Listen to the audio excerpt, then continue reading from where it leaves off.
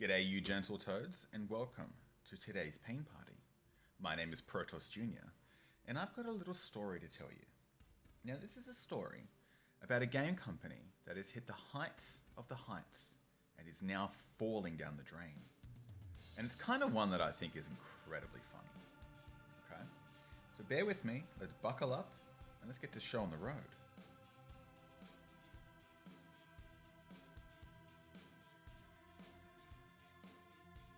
Now, the story I've got to tell you is about a group of farmers, nerds.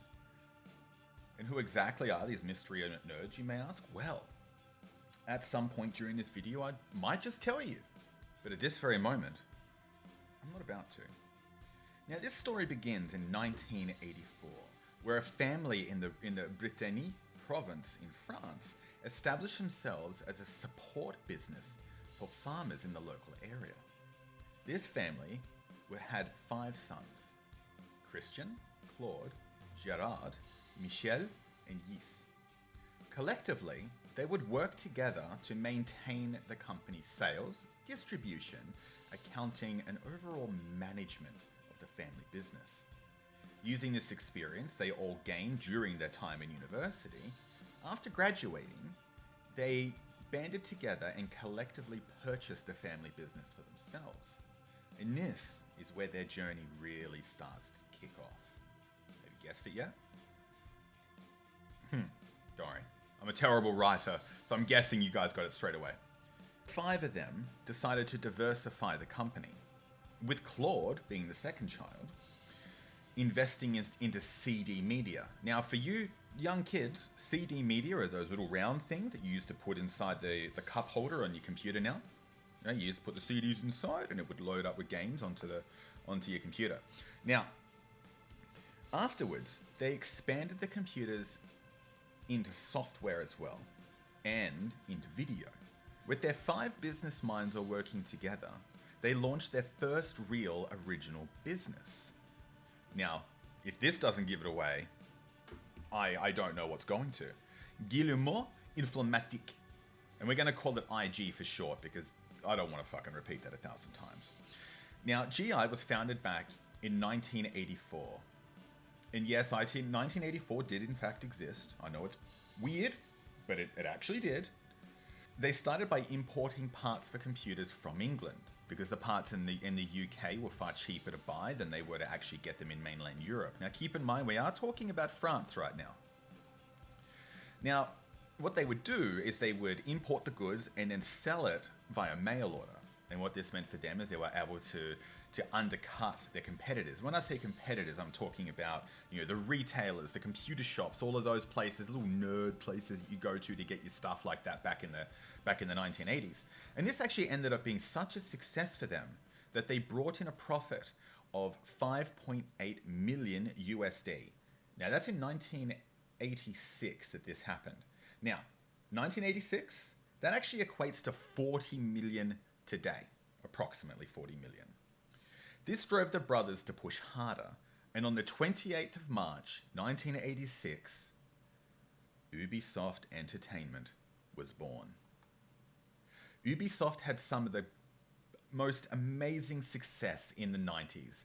In 1996, Ubisoft listed its public offerings and raised over 80 million USD. And this allowed them to drop Ghost Recon, Rainbow Six, Splinter Cell, and these came after the acquisition of Red Storm Entertainment, who at the time held the license for the Tom Clancy properties. Everything was just roses for Ubisoft. It was fantastic. They were growing, they were releasing games, they were pushing the boundaries of storytelling, they were releasing some of the most influential games of the decade. And when I say that, I'm talking like Assassin's Creed, for example, they brought out in the noughties. Like these type of games.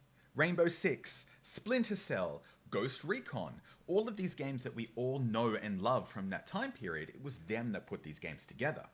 Now, they weren't just making games, they were doing a lot more than that as well. They were also developing software. And when I say software, I'm referring more to gaming engines. Right? Now, they actually released 4 different gaming engines. They had Ubisoft Anvil, which was used for Assassin's Creed. They had Disrupt, which is what they used for Watch Dogs and Driver. They had Dunia, which they used for the Far Cry series, and they had Snowdrop, which was used for the Division. Everything was looking great for them. They were making record profits at the time, they'd established themselves as a powerhouse in the industry, all while expanding its IPs. However, as all houses made on sand, the ocean eventually washes it away. So we're going to move forward a bit. We're going to go to 2020. Ubisoft, over the last 20 years, had actually been involved in multiple lawsuits, and to be honest with you, that's a totally different video all in itself, and there's so much there to go through that if I was to put it all into this one, we're going to be sitting here for the next 3 hours, and I don't have the energy to do that. Helicopters. All these different lawsuits really did pale in comparison to the things that hit them in 2020. And in 2020, there were complaints made against Ashraf Ismail, the creative director of Assassin's Creed Valhalla, who was accused of sexual misconduct. He was later removed from the company, and things just didn't get better after that, as 2 executives were also accused of similar dealings. And this, as I said, this is extremely complex, and there's so much more to look into for this. So it is one that if you guys want, I will put into a separate video, but I don't think that's right for the story we're telling today. Where were we? Now, with the company reeling, they did, to their credit, attempt to get themselves back on track. Now, they released, from 2020 to early 2025, they released 64 titles. 64. How many of those titles do you actually know? Because I think you'd be surprised. There's a whole stack there that are completely unnoteworthy, right? However, there are 5 examples of that. Well, there are examples that they released that you would know. And of them, 5 of those were Assassin's Creed games. One of them was a re-release of the Ezio saga, so Assassin's Creed 2. Then they had Rainbow Six Extraction, possibly the worst Rainbow Six that was released. Then we had The Division, which was a game that I never really got to play. I heard good things, but I didn't get to try it. And I dare say those are going to be the main ones that you're going to be familiar with. But with these titles being something very, very successful, how did it all go fucking bad? How did it fall apart so much? Well, with all these titles, in 2073 began the massive downfall of Ubisoft with the disappointing release of Avatar, The Frontiers of Pandora, Skull and Bones, X-Defiant, and of course, the worst game on the list, Star Wars Outlaws. This has clearly demonstrated a lack of creative vision still at Ubisoft, with consumers voicing their views of the decline. This clearly demonstrated a lack of creative vision at Ubisoft, with consumers voicing their views of the decline in quality. Then came the announcement of Assassin's Creed Shadows, a title that has caused a lot of public discourse and pushback from their own inaccurate representation of Japanese culture and blatant rewriting of history. Now, so far in this video, I've relatively kept my opinions out. I've tried to, at least anyway. I haven't wanted to be that guy that's like, here's a story and here's my entire thing on top of it. Because I think we should know the facts first and understand who these people are before I ham fist my views down your throat. How do I put this? I honestly think the complaints are stupid. And I say that not from like a social perspective, but from the fact that Assassin's Creed has always been fictional. It's a fictional story. Now, we don't necessarily dive into a fictional story so we can enjoy reality. We play video games to escape reality. So I understand why some people might be upset that there's watermelons in Japan with an African samurai. I don't give a fuck. It means nothing to me. What I want is a fun, enjoyable game with a story I can get behind. That's all I care about. However, with Assassin's Creed, they've been so formulaic since like the third one, since Black Flag ended. It's all basically been exactly the same game in different backdrops. So for me, it's going to be terrible. But I'm very sure that people out there are going to enjoy it. People are going to hate it. It's going to be divisional. And you know what? Let them fight. We're going to sit on the side with some popcorn and just enjoy the chaos that ensues. It's going to be fun. Now, this brings us to yesterday. All right, and this is another thing that I think is kind of funny. On the 28th of January 2025, it was announced by was it Eurogamer? I almost said Games Reader. Was announced by Eurogamer that they're closing their Leamington studio and downsizing their Dusseldorf, Stockholm, and the Reflections studio. Since 2022, they have reduced their workforce from 20,279 to 18,666. It's almost an incredibly exciting number. In September 24 is when that number was released. Now, there's an additional 185 employees removed. Now, it's also been reported that they are going to attempt to take the company private thanks to an investment to Tencent. Now, this whole story is only going to get worse from here. But this video is already pretty long, so and I suck at making videos, so yeah.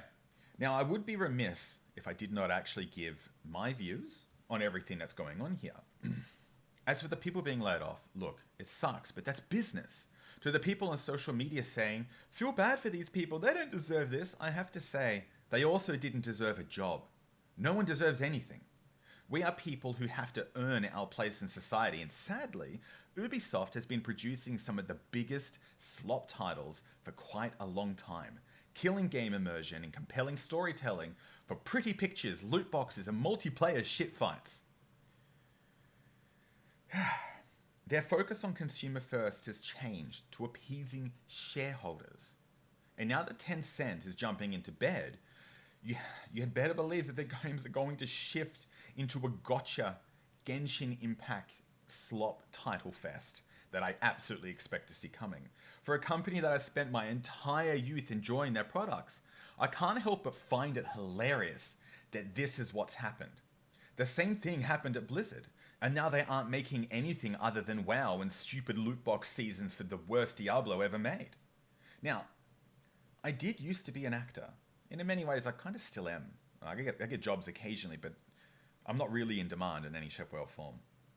Now, I can tell you, having performed in like 280 stage plays, that if you do not cater your performances to the audience, you're not going to have an audience. So it's really unacceptable for someone to say, hey, let's make an outlaw game, but remove every aspect of the game that's going to make you an actual outlaw, and then a pirate game where they remove every single aspect of being a pirate from the game. So much so that there's not even ship-to-ship combat. It's terrible. And that's Skull and Bones, by the way, if you're wondering what I'm talking about. Star Wars Outlaws and Skull and Bones are two of the worst titles that have been released in the last 10 years. And I'm also including Heartbound, but Heartbound's been in alpha, beta for 7 years. So, I don't know, can you include that trash? I don't know. Anyway, I, for one, I welcome this. But let's, how do I put it? Let this be a warning for all consumers as to what to avoid. And for the studios looking to break into the market, you need an audience. And if you pander to your shareholders, your audience will not respect you.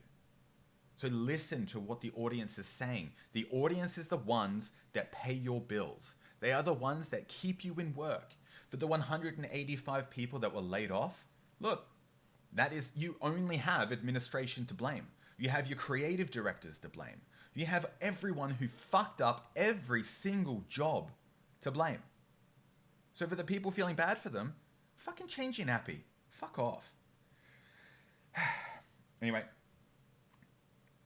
I'm going to leave it here because I could just start ranting and it's not going to make any sense from there. And quite frankly, I was not expecting to make a near 20-minute video. Look, I really hope that you guys got something out of this. There is a lot more to this story, and I will happily go into like the lawsuits and stuff if that's what's needed and wanted. But for now, I'm just going to leave it there. I hope this video wasn't too painful.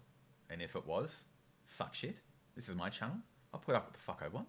And this is free content. So, Anyway. Anyway, you guys take care of yourselves. I'll see you next time.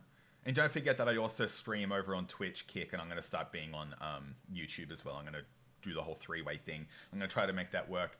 But anyway, for now, I'm going to leave it here. I'm going to put some pretty pictures in, and then we're going to go forward from there. Okay, guys? You take care. Thank you so much for your support, and I'll see you when I see you.